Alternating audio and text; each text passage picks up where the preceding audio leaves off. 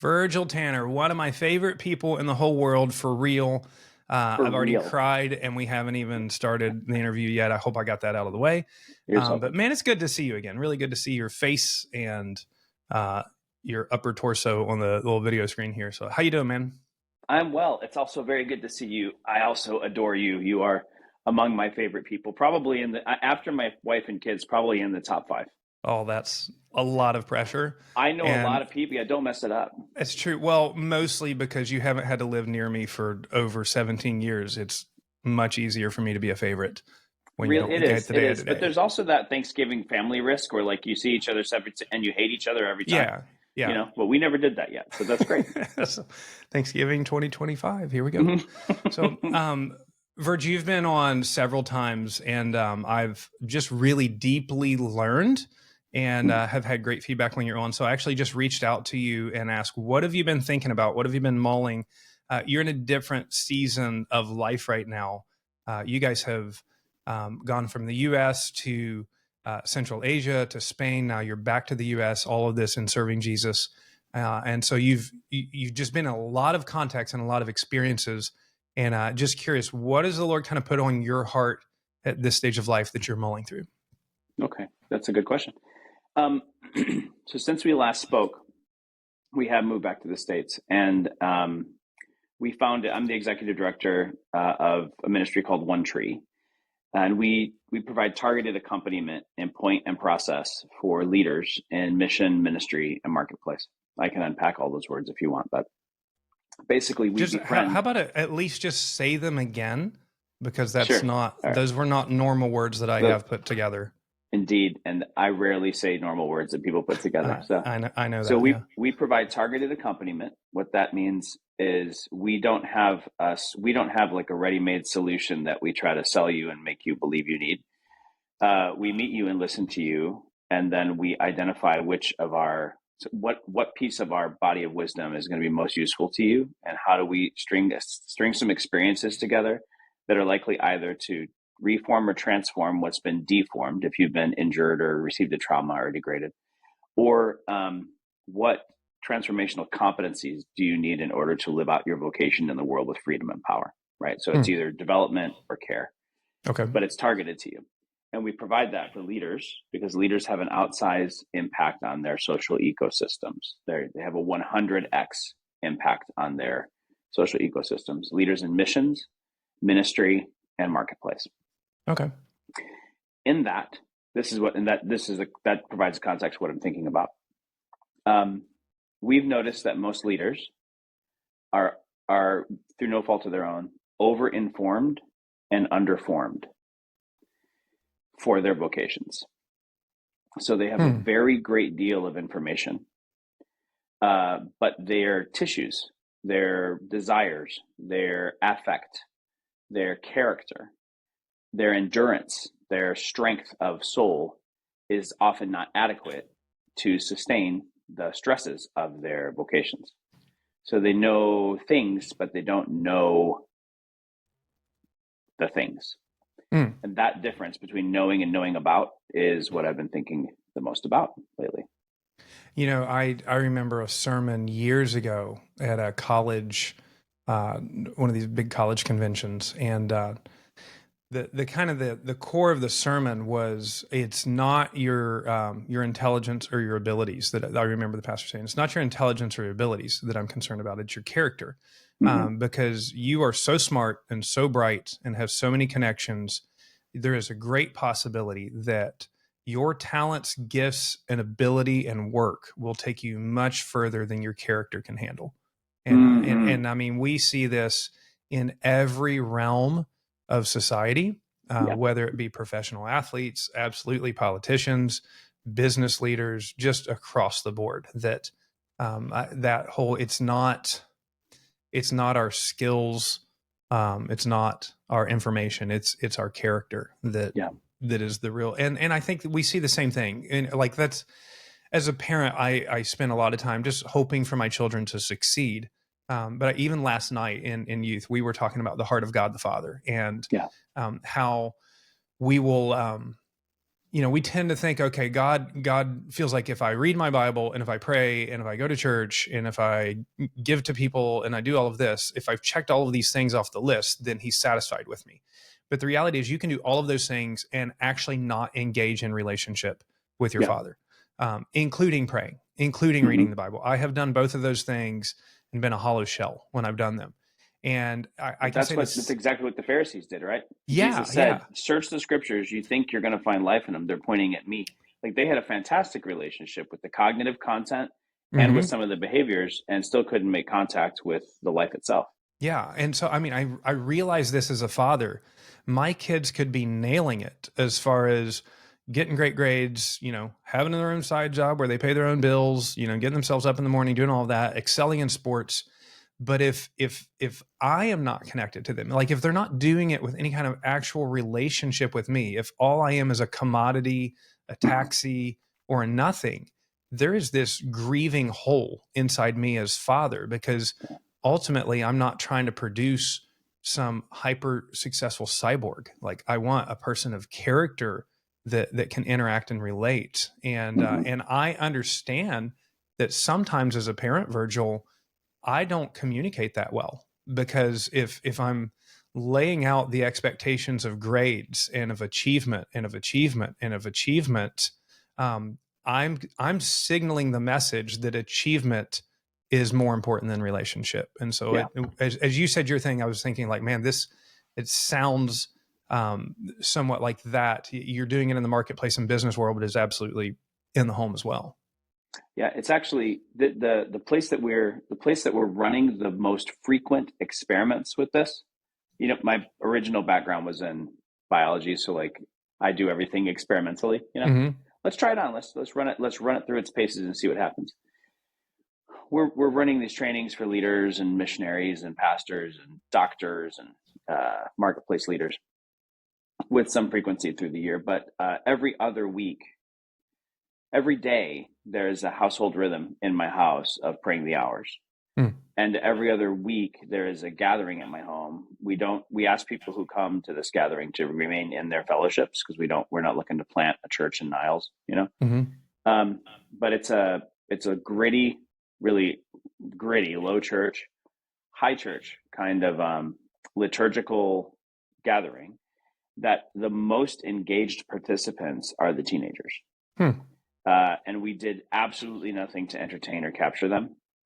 But it's turning out that the means for learning and versus learning about, the means for teaching versus teaching about, are really resonating with their not quite formed brains. Hmm.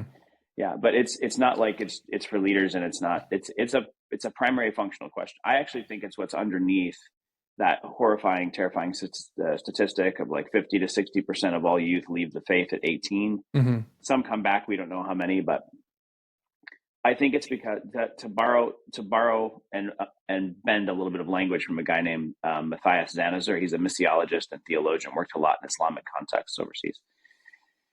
I think it's because with the kids we've catechized them into something true instead of apprenticing them in something real. Hmm. And I think that functional difference it makes all the difference in where they learn the things about God, even where they learn God in their brains and their souls, and why it does or doesn't stick. Let's dive into that. You've used the terms learning about versus learning, knowing about versus knowing. Some of these I've used even in gospel presentations before, the knowing about and knowing. And I use the example of, let's say, because kids know who LeBron James is. Like I can give you all kinds of stats about LeBron James, but I've never met LeBron James. And we can do this about other famous people in culture. I can tell you where they grew up, where they were born, who they're married to again, what their favorite food is, all these things. But and sometimes I can convince myself I have a relationship with this person when I've never actually engaged with them and them back with me. So that knowing about versus knowing. So let's dive in. What are you seeing? What are we doing that's contributing to the learning about, knowing about, and then what would learning and knowing look like? Yeah. Okay. But okay, that's great. So you offered a great example of like knowing a person versus knowing about a person. We can make other ones like there's a mountain behind the house I used to live in Spain, and I knew about that mountain for a long time. And then I started to hike it, and I started to sit on it, and I started to go for walks with my kids on it. I used to pray there. Got caught in a storm on it. I had a string of very powerful, deeply embodied experiences through which I came to know that mountain. Hmm. I got chased by a wild boar on that mountain. Like you come to learn, it becomes a friend to you, Mm-hmm. and you know it differently than you know. I couldn't give you directions, but I know it. Mm-hmm. I know it far more than I know about it. Right? I don't know its history. I don't know who else has hiked it. I don't know where the cell towers are on it. I just know it. A guy named James Smith. I think your readers would really like. He wrote a bunch of really heady, difficult to understand books, and he wrote a couple of really beautiful, simple books. One that's really important is "You Are What You Love." I think your readers would really benefit. Chapter 6 is specifically about discipling kids around this idea. But he gives the example of he grew up in Embro, Ontario, and in Embro, when he grew up, like if he was playing hockey in a parking lot and someone drove up and said, "Hey, can you tell me where 17th Street is or how to get to 17th Street?" He couldn't, because you don't, when you're a kid that grows up in Embro, you don't come to know Embro by the map. Mm-hmm. You learn it by heart. That's really important. We teach the faith the way we teach a map. And that's why the kids don't learn it by heart. Kids learn their town based on where they want to go, based on acquiring experiences of getting there. Mm-hmm. Based on, you really shouldn't ride your bike down this street because that dog jumps that fence. Ride your bike the other way. That's the way to Tommy's house, because the other way to Tommy's house is straighter, but it's not safe, right? You learn where the skating rink is. Man, you can tell how old I am. You learn where 7-Eleven is, the 7-Eleven that doesn't have the big gulps and make you sick. Like you learn Where the Blockbuster is, right? The Blockbuster. That's right. Oh, that's good. Oh man, like Jamie, the way to Jamie's Woods. Like you learn this stuff. Mm-hmm. Caterpillar Park. You learn it by heart, by experiencing it over time, specifically according to your desires. Right. Yeah. That's knowing a town versus knowing about a town. All right, I'm camping here a little bit, but another important example would be your high school French class. You took 2 years of French, and you can't speak French. Mm-hmm. You graduated that class and could not speak French then. You got an A, and you could not speak French, because learning a language and learning about a language are different. You got the grammar of French. You didn't get fluency. I think that's what we're doing to leaders. I think that's what we're doing to kids. I think we're giving them the grammar of the faith and no fluency. And I think that it's and I don't mean that summarily. We're doing it. No one's doing anything. What I mean though is like the means that we have inherited are means that support grammar. They support learning about. Mm-hmm. They don't support learning. Learning, in contrast to learning about, and I'll stop my monologue here in a second, and you can pick which part was actually interesting to you. Learning versus learning about is always experiential, communal, and narratively situated. So you actually, there's some kind of embodied engagement. Will you say this again? Experiential, communal, and what? Narratively situated. It's in a story. And you learn the thing as a character in that story. So, for example, every Sunday we gather at church, and that's communal. And sometimes we might take the Lord's table or communion, or depending on your Eucharist, depending on your tradition. There might be some experience where you emotionally really resonate with something in a song, or a joke the preacher tells is particularly engaging for you, especially if you're 17. But the story that you've been invited in is a story about sit down and be quiet while the alpha talks. Mm. When we send them out into the world to go be the church in the world, we've given them an embodied experience of deactivation.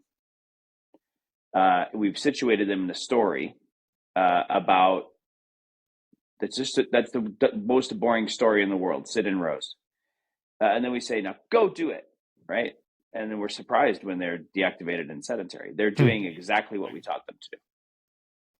You know, I have thought before, if I were planting a church, as silly as it sounds, there's a lot of ways in which I wish I could plant it like we do youth group, maybe without the like stupid icebreaker skit at the beginning. And like, you know, truthfully, we do that icebreaker skit because even in youth group, we're Baptist, so everybody's late. And so like that, you know, that icebreaker lets everybody get to their seats, and it entertains the sixth graders in the process. But we never, once a year, maybe. So essentially never have a time where, we have, like whether you call it a sermon or a lesson or a lecture, that we don't immediately then break up into small groups where, you have a leader who's further along than you have a list of engaging questions, and you have half an hour to sit and process, you know, what was the thing that stood out to you the most? You know, how have you experienced this in your house? What were the struggles you have? And so, you know, in adult service, we come in and there's hopefully, you know, some high level quality of music. But a lot of times the bigger your church, the higher the level of excellence, the less people actually get to participate in that, you know, the less room for error there is in getting to play. And so, you know, in our youth group, it's every single person in our worship is a teenager, and man, like it's a cycle where, you know, we have a couple years of like, oh, this is awesome. And then the bottom drops out because they graduate, and you got eighth graders learning what they're doing. But it's such a gracious experience, not just for the kids on stage, but for those who are in the audience of like, you know what, I get to be gracious with somebody who's trying something that I'm not brave enough to try. And I get to worship Jesus, even when it's out of key and it's off rhythm and all of these things. But the other part is like at the end of our small groups, we play, you know, so there's time of like, go hang out in the cafe and eat something with them, or go hit each other in the face with dodgeball or whatever. So there is a much greater community experience versus a regular church service. You walk in, you sit down, you stand up, you sing some songs, you sit down, somebody, you know, preaches for 25 to 45 minutes. You say amen, you greet two people on your way out, and you're gone. And because of geographically the way we live, you may never lay eyes on somebody from your church body until you come for that next service again. Because, you know, we're all spread out. They're not community churches the way they were before because of, you know, transportation and all of these different things, zoning laws. There's a lot that goes into it. But zoning laws. I didn't think about that. It really is. But you know, it does make discipleship, which is life on life, very different. And it also, I think it raises the flag that discipleship must happen in the home. That the local church cannot be the primary place of discipleship because of the lack of frequency of being together. Like hopefully the local church aids you in discipleship, guides you on path, gives you a group of people like-minded to do it with. But the home is where you're getting thousands of hours over the course of the year. The church, you're getting a couple hundred in comparison. And discipleship does not happen in a couple hundred hours. It cannot. It can't. It fundamentally cannot. That's not even if you just did it better. If you were just better at it, it can't happen. It's an inadequate amount of time. Yeah, you're right, man. There was his name, Christian Smith. I live close to Notre Dame. Christian Smith's a sociologist, social scientist at Notre Dame. And he's part of this giant study, the National Study of Youth and Religion. Okay. And they found that they labeled this group the devoted. It's the kids who own their faith, and stay with the faith after Mm-hmm. they get out of the house. They have the number one most significant indicator is the involvement and practice of faith with their parents. Mm-hmm. It has nothing to do with what Yeah. church they go to. And then the number two is the involvement of non-familial adults who are in conversation or relationship with their familial adults. Yeah. So what we're talking about is like a village. They actually call it network closure. Mm-hmm. The relationships of the familial and non-familial adults nest the development of the devoted youth. And you get this picture, like, it makes sense, right? Because you have, how many sons you have? Two? Two sons. Two sons. One of them is more like you than the other, probably, right? Yeah. Okay, Yep. so this presents two problems.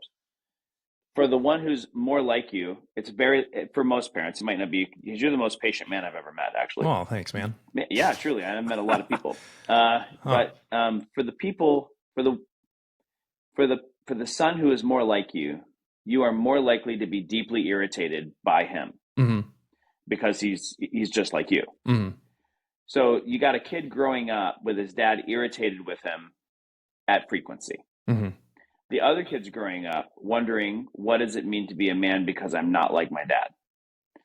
So the more non-familial adults in his life, in both of their lives, for the one that's just like you, there are some people that are just laughing at the things that are ticking you off and mm-hmm. just delighted with him. And then the one that's not much like you, there's going to be another man in his life somewhere that's more like him, that gives him another model of manhood without sacrificing anything about proximity or relationship to you. Without that kind of nest, kids have to grow up with significant identity issues, Mm-hmm. and then we're surprised at all the identity issues that we have, right? Yeah. Yeah. Just a couple of thoughts directly on that. One is, a number of years ago, we began to train our adult leaders that what we need to vision is a web of discipleship, like a spider web of discipleship. And the goal is, how many different spots can we get these kids stuck in relationships with other adults? And so the goal is, by the time you graduate high school, my prayer is that you have at least 7 significant adult relationships in your life outside of your mom and dad. And obviously it doesn't happen all the time, but I'll tell you, when you have it as a goal, it happens a heck of a lot more than when it's not a goal whatsoever. So that's number one. The other is this modern reality that we must realize. There are adults and other people of power stepping into that void and discipling our children, and they're on their phones.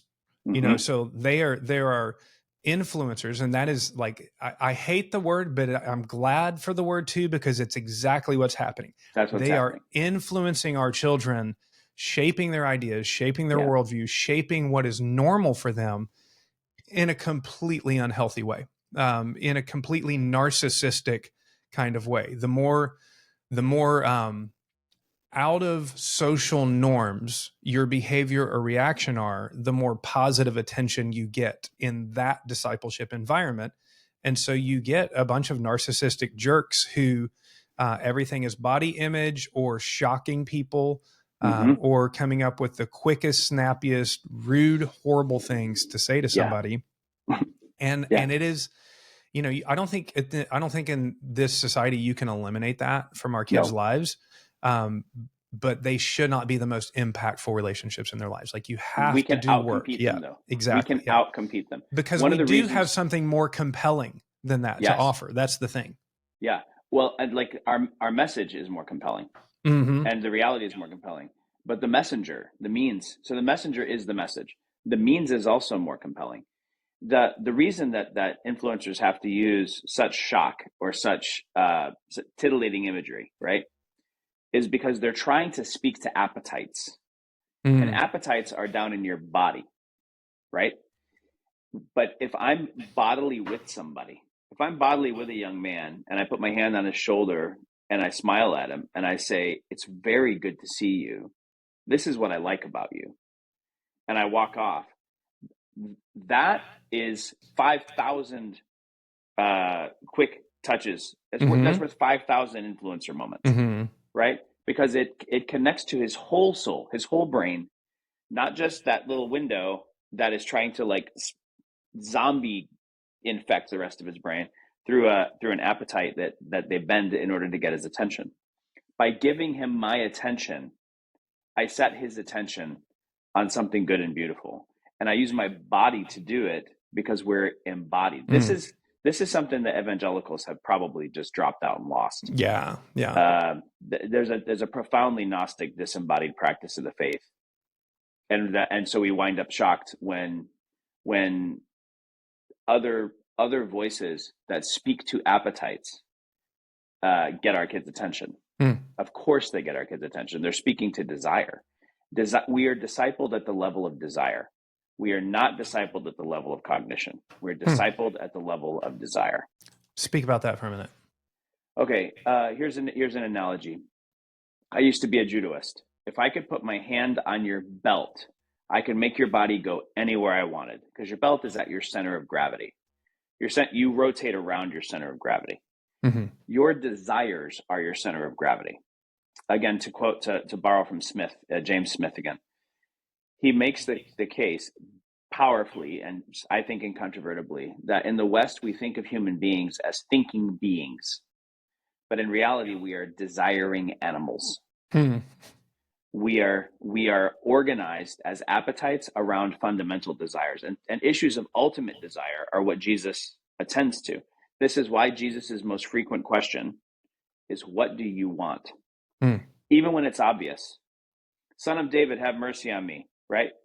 And Jesus makes his way off the road to the blind guy. The blind guy's a beggar. He's poor. He's completely marginalized, obviously, apparently blind. No one has to ask the man what he wants. The first question Jesus asks is, "What do you want?" Right? Because he disciples us at the level of desire. The rest of the world does it. Like the mall does it. Your phone does it. Sports franchises do it. Everyone speaks to your appetites, your cravings, because they know that's what moves you. And then we throw propositions and ideas and occasionally do's and don'ts at kids, and we're shocked that they're not magnetized to it, informed by it. They're informed by it, but they're not formed. Yeah. So go ahead. No. I was actually trying to find an off ramp so you could say the next word. All right. This past fall, I listened to a podcast of some youth pastor out in California who just felt like this, 30-some-year veteran guru, and he said something that was I loved it so much. We ended up incorporating it, and this is how I train my youth leaders now. Whenever we meet together as a body, it doesn't matter if your job is small group leader or acai bowl scooper or like whatever it is. This is what I want you to consider success each night. This is your goal, and it's not going to happen every night, but this is your goal. 3, 2, 1. 3 conversations with people that you're not already closely connected with, student-wise.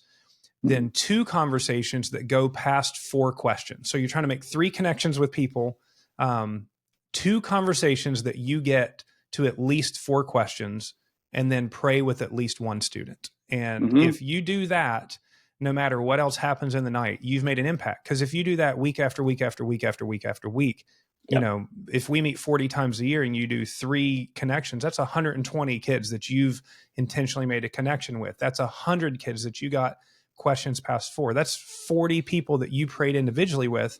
And you never know when anybody in their life is praying individually for them. And you're normalizing that. And so, what's exciting is now, like, even as we're talking, I realize I'm training our youth leaders to do this, and I have to start training our students to do this, where, you older ones who, like, you've heard everything Jay has to say, because I have a 3-year library. Like, my goal is to tell you the exact same thing, 3 to 7 times before you leave here. So that at some point it sticks, whether you're 12 or 13 or whatever. So for you to be here by your sophomore, junior, senior year, like, you have to be here for others. And but we as adults have to model that for that to happen. And so if I'm not looking out for people that are new, then they're not going to. But that desire, the things that I see that young people want. They want to be seen and noticed. That I am seen and noticed as an individual. They want to know that they have what it takes. They are irrationally unconfident, inconfident. I was realizing, I think basically the sports world, and if you're in a band that's a small enough band where you're up on stage, those are just about the only two places left where students are exposed, where they can fail in front of people, a lot of people, and have to figure out how to go forward from there. Because most kids at this point, their anxiety is so high, they play everything safe. They are unwilling to do risky things, because if I fail, everybody's going to make fun of me. And now in the digital age, it's going to, my failure could be viral. And so me as an adult, seeing and noticing a kid, me as an adult, affirming in them, man, I know that you have what it takes. And so being able to be specific with that too, of like, you did this and this was awesome, and I'm really proud of you. And not like, you're so smart, because a kid has no control over how smart they are. You're so athletic. Okay, well, good job for the right dad impregnating the right mom with the right genes. They have nothing to do with that. But you must have worked really hard to be able to do that. And that's a big deal. I'm really proud of you. Or you were really brave to step out in confidence when nobody else would. Those are really great things to notice. There's a guy. Oh, so go ahead. Go ahead. I can't remember what I was going to say. That's okay. Sorry. I'm sorry. There's a guy that my wife heard about. I wish I could quote him, but because this is gold. Every day at dinner, he asks, "How did you fail today?" Huh. And everybody needs to bring a story of failure, and they all applaud. Because he's like, I want you to try things that are too hard for you, and the only way to know that you tried something too hard for you is you failed. So let's bring those fail stories to dinner. Because every day your reach is getting bigger. If you reached past your competency, like, you're getting bigger, you're learning more, you're touching more of the world, you're becoming more. That's fantastic. My only metric to know that you actually did that is we gotta hit the fail sheet. I heard this interview. It was talking about people who have become like hyper good at learning multiple different languages. And many of them, if you look at their past history, like you said, they had Spanish in high school, knew no Spanish. They had French, they knew no French. They took online classes, everything, they knew none. They got themselves in an immersive environment, and here was their goal. I'm going to make 100 mistakes in this language today. And until I make 100 mistakes, I haven't completed my language for the day. And so what that does is, like, you normalize, and I'm going to do things harder than me. It's no longer a place of insecurity when I mess up, but instead I'm going ahead because I push myself beyond. And so there's no fear of messing up anymore when that happens. There's two really important learning dynamics going on there. Stephen Krashen, he's a linguist and a language learning expert. A lot of ESL, English as second language practice, came out of his work. But he talks about this concept called comprehensible input, N+1. You want to expose new language learners to input that is just past their competency. You don't want it to be N+100. You want it to be, because N+100, they're just drowning in incomprehensibility. But N+1 is reachable. So for an input situation, that would be like, you don't tell them, like, go watch the news. You tell them, go watch cartoon, because they'll be able to pick up from the visual cues some things, right? N+1. For production, it's actually try to do a thing that you can't quite do and negotiate it, right? So fail 100 times. And those people do take right off, because they're operating in that sweet zone of N+1, just past competency, right? That's one really important dynamic. The other really important dynamic that I think people are just afraid of, because you can't guarantee looking successful as the learner or the teacher. As the teacher, you can frustrate people because they don't know they're learning, so they don't feel like they're getting their bang for their buck until the very end of the experience. But experience needs to precede and outstrip explanation. It's very, like, and this is one of the reasons why all over the New Testament you get phrases like joy inexpressible, joy unspeakable, the peace that passes understanding. if you could Bible verse your way to it, it would exactly arrive at understanding. But it passes that, right? Peace that passes understanding, joy unspeakable. That you may comprehend with all the saints and know the unknowable love of Christ, right? There's an experience that is outstripping your ability to explain what's happening to you. The size of the experience has to be more than you have words for. And then trying to give words to it should come after. But what we typically do in order to radically lower the anxiety and increase the illusion of control is we talk, and we use words as a proxy for experience. And then therefore they only know about it. They don't know it. Yeah, they can't learn it because it's got to be experience. Let me give you a prime example. My son, one of my sons is in a local public high school, and he's a smart kid, and has mostly advanced classes, and he signed up for building and construction. And I was like so thrilled that he signed up for building and construction, because it's like all of this other stuff might be worthless in his life. The building can, like, knowing how to build stuff will be really helpful. Yeah. We're recording this in early April. I think this is going to come out at the beginning of May. School started in August. Guess how many things they've built so far? I'm going to bet 0. You're right. 0. 0. Guess how much time they've spent actually hands-on using equipment?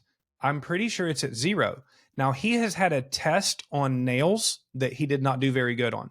He has had a test on building codes. He has had all of this vocabulary on there. It's like when I was in 7th grade one time, I was in a home ec class. We had ovens and stuff in the classroom. The entire semester, we cooked peanut butter balls one time. The rest we did vocabulary.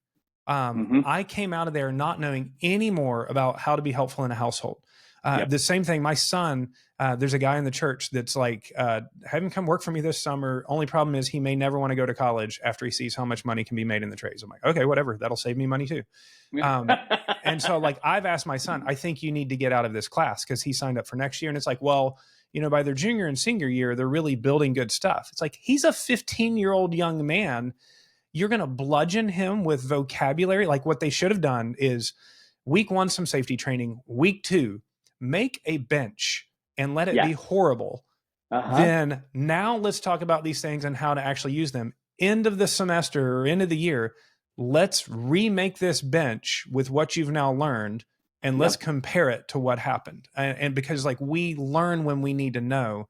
Yes. And unfortunately, biblically, oftentimes we do the opposite. We present far too much before engagement on there. So we probably have to land this plane. So I just want to, and we're going to have a follow-up on a missional household. So for those of you listening, I really hope you come back the next, a couple weeks from now when we release the next one. We're going to do it right now. But Virgil, just as we kind of wrap up this one on knowing about versus knowing, learning about versus learning, let's just get it gritty. In your house with your kids, or just thinking of other households with your kids, are there a couple of primary things that you would suggest that could be, because what's really hard for me is when I get a list of 27 things that I suck at as a parent, I'm going to just be demoralized and not do any. Are there a couple of, like, subtle shifts, or even one subtle shift in a regular household that could help really get far in knowing about where we want learning instead of just learning about? Yes, there's a couple that are pretty simple. So here's an example. My son yesterday was in a car accident. That probably was maybe his fault. He was rattled in adrenaline, for a while, and then he started talking about, man, I got to get more sleep. I probably should dial in my nutrition. There's some things I could have avoided this. The fact was, he wasn't talking on the phone. He wasn't talking to the kid next to him. He wasn't smoking pot or drinking. So it was a car accident, right? It was right. But he's trying to take the lesson from it, because he believes that if he can control the world, the next one won't happen, right? And I said to him, hey, buddy, tomorrow, let's talk more about this when you're a little bit, calm down. I want to hear what this accident was like and what you're feeling. Hmm. And then there might be some other lessons that might be the real takeaway lessons I'd like to maybe offer for you to consider. So he had the experience first. Now he's experiencing his own self-loathing and self-recrimination. I tried to soften that a little bit. Today, at some point, I'm going to sit down and I'm going to avoid telling him the things that he could learn from this. I'm going to ask him what it was like. What would he have lost if his friend had died? They sit in the passenger seat. What is he most worried about now? I'm gonna try to surface as many emotions about the event as I can, and then I'm gonna see what Jesus is saying to me. But I'm gonna suggest, like, here's some real, maybe solid takeaway lessons. Can I just pray right now with you that some of these things and other things that Jesus has to teach you will land? And he'll say yes, and I'll pray in the most simple baby words I can for those four things, only the things that he says, those four things, and then I'm going to leave it alone until he brings it up again. So this is a really vivid experience, but the same thing can happen when Cade gives his lunch to a kid at school, and I surface the emotions around it and ask a series of questions just to get the emotions real highlighted in the room. And then I ask what the learning can be, and maybe just attach one Jesus teaching to it, and then let it go. Love that. Love that. Really good. I look forward to talking to you again in several seconds, but everybody else is going to have to wait for 2 weeks. So what I would recommend is probably you listen to this whole thing again, because it's been really rich and there's a lot to latch onto. So listen again with somebody you love and pray that the Lord, lays out to you exactly what you want. Hey, Virg, as we're closing out though, if somebody is interested in what you guys have to offer or even supporting you ministry wise, which I would highly recommend, there's very few people on earth that I could say with more confidence, you guys are a good investment of eternal resources. Thanks, man. Yeah. Where would you send people? Okay. So our funding model is that we charge people half of what we cost, which is about a quarter of what our services are worth. We live really simply and then charge half of what we cost so that they put skin in the game, and then we raise the rest. If you want to get involved in scholarshiping some leaders, it would be onetreeministries.org, and then there's a give button there. But you can learn about all the things that we offer. You might even pass a leader in your circle onto us. We could be of service to them. ONETREE ministries.org. Love it. All right, brother. See you in a second. Thank you. See you in a second. I'll wear this shirt. Okay, do that.